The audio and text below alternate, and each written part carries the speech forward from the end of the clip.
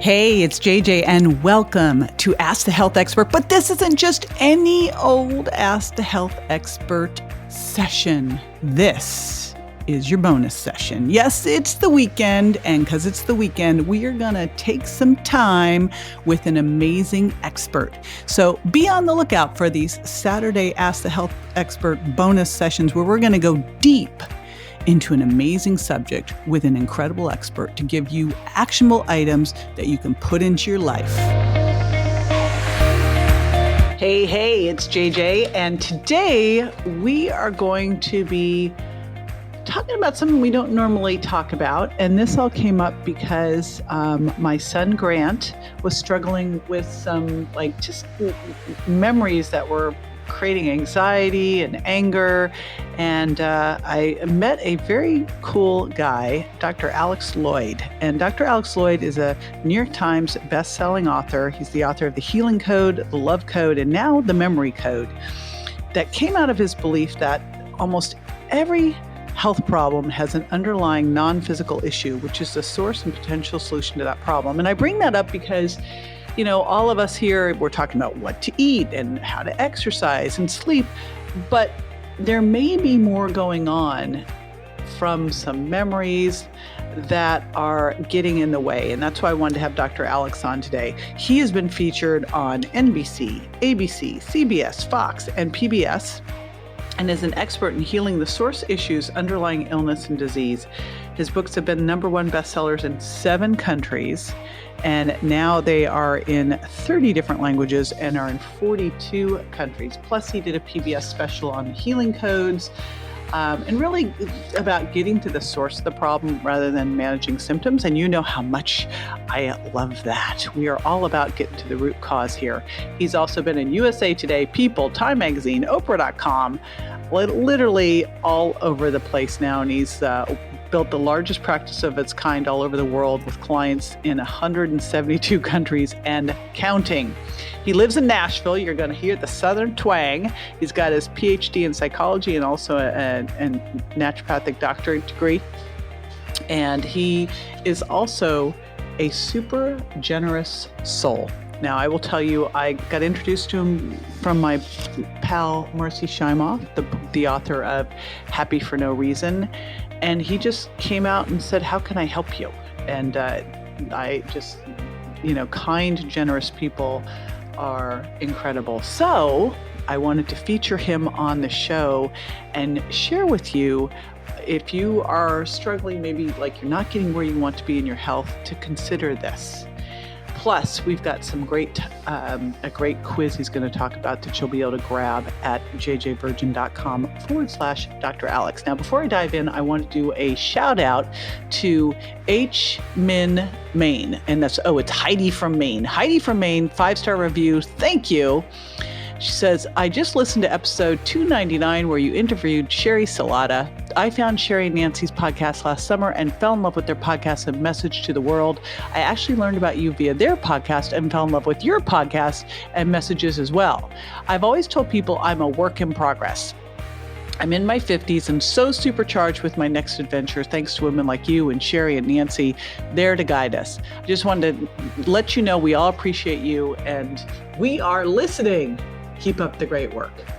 All right. Thank you so much, Heidi. I super appreciate it. Aren't we all works in progress here?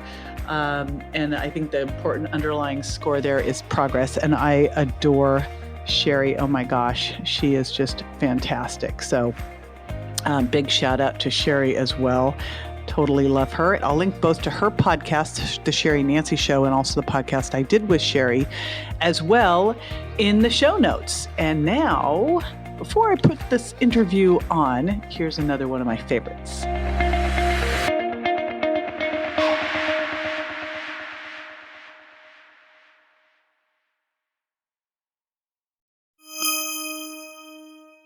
Dr. Alex Loyd, welcome to the show. Excited to talk to you about this today. Thank you so very much, JJ. I'm truly honored to be here. Yeah, we've never gotten into this subject before, so this will be super interesting. And I'd love to, you've had this long, amazing career, And now you have this new book and talking all about memory engineering. How did you get here?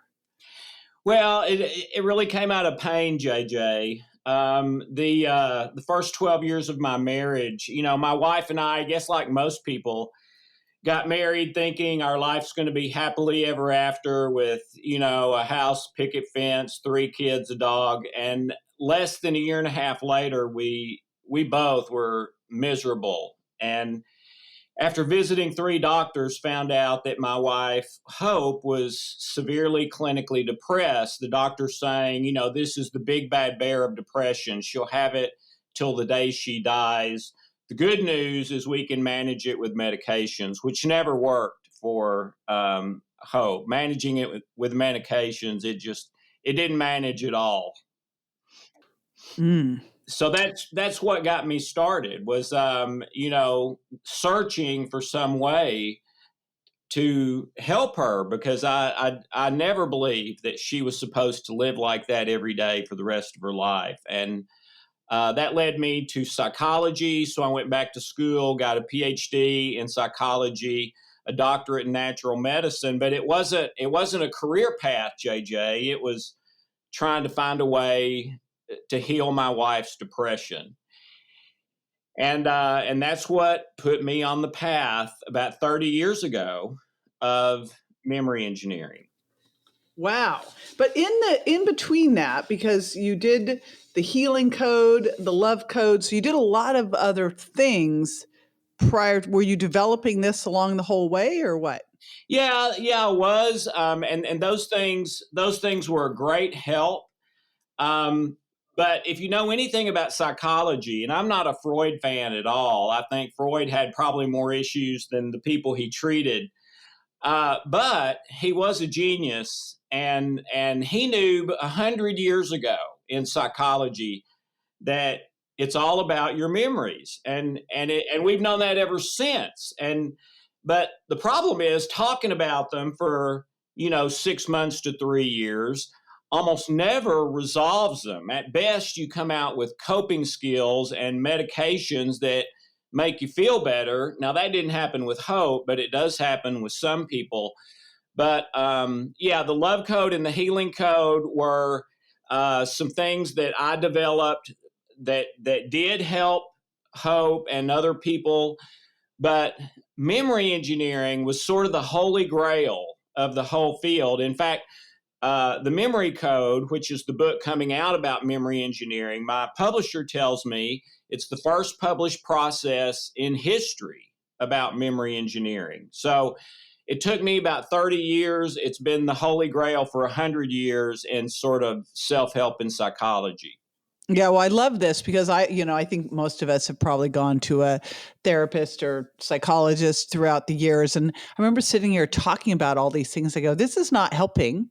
This is just like, dredging up old stuff that there's nothing, there was like, I went, this is not a great thing. So this makes a lot more sense. Now, I know one of the things you talk about is that virtually every problem we have has its source as our memories. That's right. And in fact, where I got started on that was an ancient manuscript where Solomon, 3,000 years ago, said, "Guard your heart above everything else, for from it flows all the issues of life." And I asked 3 scholars, okay, whatever the heck Solomon's calling the heart, would that include depression? Would that include cancer? Would that include, and all 3 of them independently came back and said it would include anything you could name. And then in 2012, just a few years ago, Southwestern University Medical Center in Dallas, Texas, did a study to try to find out, where does cancer come from? Where does depression come from? Because, we get those things, and then when the shock wears off, you ask the doctor, well, where did this come from? How come I got it? My twin didn't, and this other person didn't. How did I get it?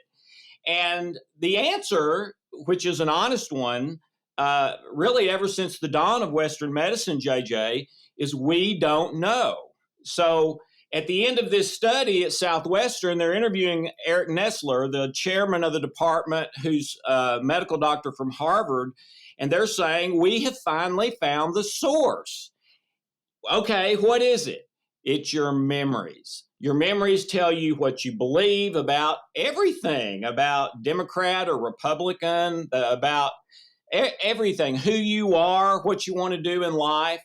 And these memories that have anger in them, fear in them, low self-worth in them, unforgiveness in them, rejection in them, those are the things that send a signal to our brain that puts us in stress. And here comes all these problems. So, this is sort of where the rubber meets the road, and we've always known it. We just hadn't had a solution for it.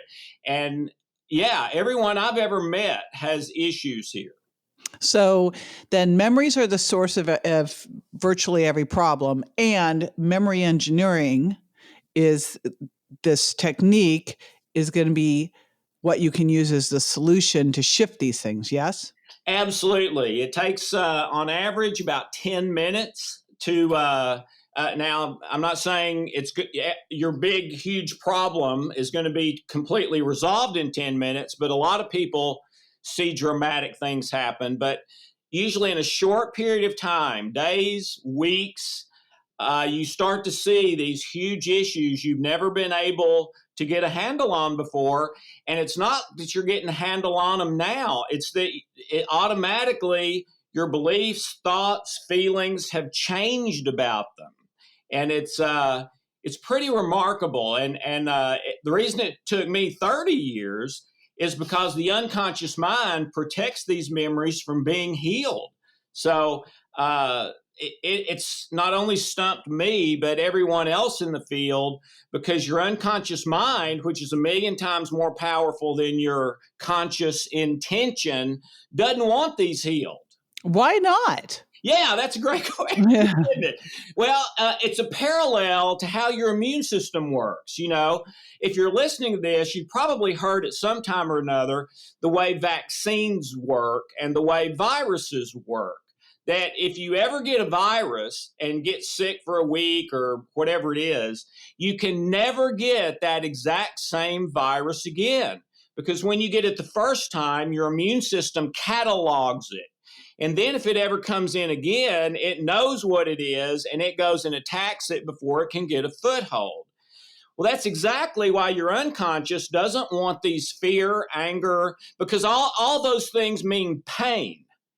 And so when there's one of these memories in the unconscious protects that, because then if something similar to that starts to happen to you again, the unconscious mind said, we know what that is. That really threw Alex for a loop 7 years ago. So we know what to do now. So it's sort of an early warning defense system that's really an exact parallel of how your immune system works. So but you got to find a way around that. I was going to say, but your immune system is great. It works well. This is like kind of counterproductive as far as I can tell. It is. And in my opinion, JJ, that's from thousands of years of devolution of our memories, where, you know, when back in caveman days, there were 4 or 5 things really to be scared of, and that was it. Today, we're scared of everything. I mean, we go into stress when the mailman comes, when the stock market goes down, when somebody looks at us funny in the grocery line. We're supposed to go into stress 1 to 2 times a year when that 18-wheeler is about to pull over on us or something. The average person, based on studies, is going into stress 5 to 30 times a day. Yeah, and it's no wonder we're suffering with so many different kinds of, I mean, it's for me in the virgin diet, it's how you get food intolerance. Stress is one of the biggest triggers for leaky gut. So, you know, I know that's just the tip of the iceberg of all the health problems it causes. So you talk about the 3 things. You have a teaching around that. What is that? Yeah. There were 3 huge problems that I had to crack in order for memory engineering to work. The first one is that you literally have to form a relationship with your unconscious mind like it's another person you're trying to do mutual benefit business with. The reason is because your unconscious mind's a million times more powerful than your conscious intention. So if you don't have a relationship and it doesn't want this memory healed, forget it. See you later. It just is not going to happen. And I found a very specific way that your unconscious mind will join hands with you and say, okay, yes, I can buy into that. So that was the first one. The second one is that for most people today, the energy of their unconscious mind is too negative. You have a miraculous function built into your mind called psychological adaptation. And psychological adaptation is to make you okay in virtually any situation within 6 months. Now, 6 months is assuming it's a monster issue, maybe 30 minutes if it's not. And to give your people an idea how big a deal this is, in testing psychological adaptation, one study they did is they took brand new lottery winners who had become millionaires overnight and brand new paraplegics who had just been in a horrible accident and were now paralyzed from the neck down for the rest of their lives. And they gave them both all kinds of emotional, psychological, happiness, fulfillment, meaning and purpose in life tests. And as you would guess, the paraplegics were way down under the floor, and the multimillionaire lottery winners were through the roof. Well, 6 months later, they re-administer all the same tests, and there's no difference. The paraplegics are just as happy about their life, just as optimistic about the future, et cetera, as the lottery winners. It's absolutely miraculous. But the problem is, for the average person, the energy of their unconscious is too negative for psychological adaptation to overcome. So that was the second big hurdle and key, is finding a way to shift the energy of a person more and more positive until psychological adaptation grabs that problem and fixes it and makes it okay automatically. And then the third key was you have to create a new default memory about whatever that thing is. And the new default memory has to be true, and it has to be as love, joy, peace, positively based as possible, because the memory in the unconscious is always not love, joy, peace, but fear, anger, sadness, depression, anxiety, and with the wrong perception, meaning because this happened, my life is over, which is never true. So the third one is you have to create a new default memory that from now on, whenever anything similar happens, the unconscious goes to this memory and says, no, things are okay here. And it doesn't shift you into negative thoughts, feelings, physiology, etc. So those were, and I've been working on this for 30 years, and I've never seen the solution to these three things anywhere else. But when you do these, oh man, the tumblers all click into place, and things start to shift automatically in your thinking, your body, you name it. So I look around, and early on when I was 30, I had an amazing mentor. I thought she was my business mentor, but the reality is she spent 6 months working on my mindset. She was like my Mr. Miyagi. She said I wasn't ready to learn anything in business yet, that I would limit myself. And one of the first things that she had me do, well, two things. She had me wear rubber bands around my wrist. And anytime I had a negative Yeah. or self limiting thought, I was supposed to snap that rubber band, which Alex, I was like snapping the rubber band all day long. I'm like, oh my gosh. But the other thing she taught me to do, and I think it's one of the reasons I was able to save my son, was to tightly control my environment, to stop listening to the news, to stop. And I remember my mother at the time was completely freaked out by this. She's like, you're not reading the newspaper? And I go, no. She goes, but what if something bad happens? I go, if it's something I really need to know, someone will tell me. But most of this bad stuff, I don't want to know it anyway. Right. But if you look at it, and now more than ever, there's just, we are surrounded by bad news, And so how can you make these shifts? Is it possible to make these shifts when you're surrounded by all this bad news, or is one of the first things you need to do is really kind of disconnect from a bunch of this garbage coming in all the time? Well, I think I don't watch the news much anymore myself, and it's for some of those same reasons. So, yeah, I certainly advocate that. And there is something to garbage in, garbage out. But what we're talking about here goes a little bit beyond that, because if you change your internal programming, which is almost exactly like changing the programming on your computer, you will automatically think different, you'll feel different, you'll behave different, addictions will start to fall away, and the physiology of your body will start to shift to more and more positive, just like it did with Hope when she wasn't depressed anymore. Well, everybody knows that's about your brain chemistry, but where does that come from? And then when you change the internal programming, the brain chemistry normalizes on its own. So yes, I absolutely believe in control your environment so that you don't get too overwhelmed with negative. But even if you are in that environment and have reprogrammed yourself with memory engineering, it's not going to whack you out, you might say. That's very cool. Well, because no matter what we do, you're going to be put into those situations. So this feels like your internal body armor to protect you. That's right. Absolutely. That's a good analogy. There you go. I love that. Now, I love what you have for everybody. We always have a great gift from our guests, and you have this quiz where people can identify their biggest strengths and weaknesses in 60 seconds and then how to fix it. Let us know what that is exactly that people can expect. Yeah, it's a test that I call X Factor. And in my experience, everyone's issues boil down to 4 different areas. Okay.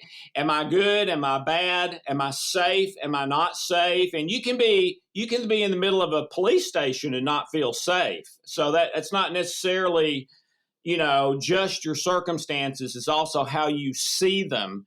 Am I loved, or have important people in my life harmed me or just not loved me the way I needed to be loved? So it boils everything down to the 4 primary root level, bottom line areas. And then it shows you, or whoever takes the test, this is your biggest area that needs work, and this is your biggest strength. And here's how to build on that. And then if you take the test, you'll automatically get a series of emails from me, not to get you to buy something, but telling you more and more about these 4 areas and your particular score, and how to really enhance and rearrange and maximize everything in your life from now on by eliminating the weakness and building on the strength.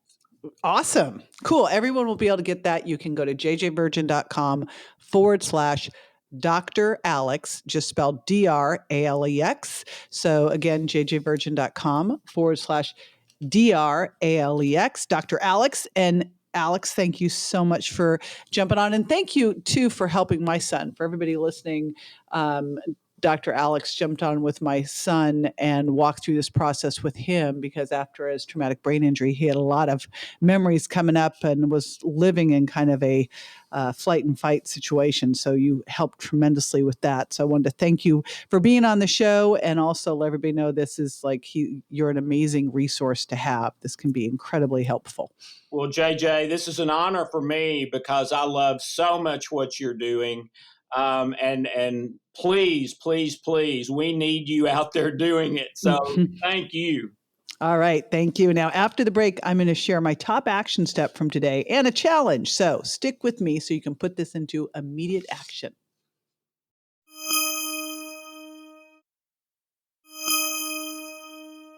All right, welcome back. So this is where the rubber meets the road, where I give you a top takeaway and a challenge so you can take what you heard and put it into action. Now, today was kind of high level talking about a concept, but I think the real takeaway here and one that I saw with my son Grant is that we'll tend to look at, and again, I'm very left brain. So I'm like, okay, we can change what we eat. We can figure out our food intolerances. Okay, we can start to add in burst training.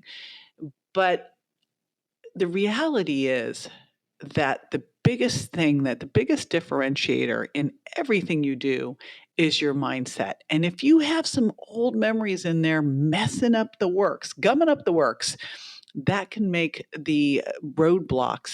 the roadblocks that might make your getting to where you want to be with your health and in your life impossible. So here's my challenge for you. Take that quiz. It's free that Dr. Alex talked about. And you can do that at jjvirgin.com/Dr. Alex. And my next challenge is, that's my challenge. And, kind of my takeaway is being open to that. There might be things going on out there that when you recognize them, you can shift them. And I know I had Grant's father and Grant on the phone, and Grant's dad immediately started working with Grant on how to work through these, and it's been hugely effective. So give yourself this gift, jjvirgin.com/Dr. Alex. And again, I want to make sure we're dealing with everything here. So I always like to look at what you're eating, when, how, exercise, stress, sleep, and then mindset is such a key thing. The biggest thing we can really do here is shift how we show up. So here's another thing that we can do.